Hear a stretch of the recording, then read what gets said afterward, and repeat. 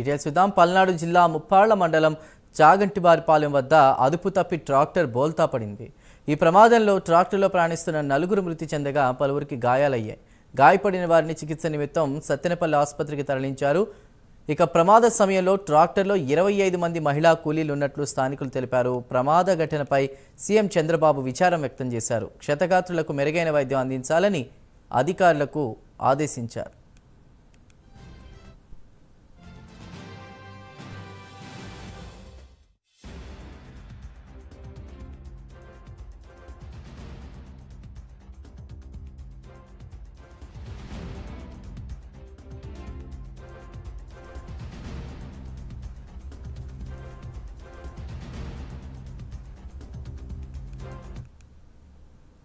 పల్నాడు జిల్లా ముప్పాళ్ల మండలం చామగంటివారిపాలెం వద్ద అదుపు తప్పి ట్రాక్టర్ బోల్తా పడింది. ప్రమాదంలో ట్రాక్టర్లో ప్రయాణిస్తున్న నలుగురు మృతి చెందగా పలువురికి గాయాలయ్యాయి.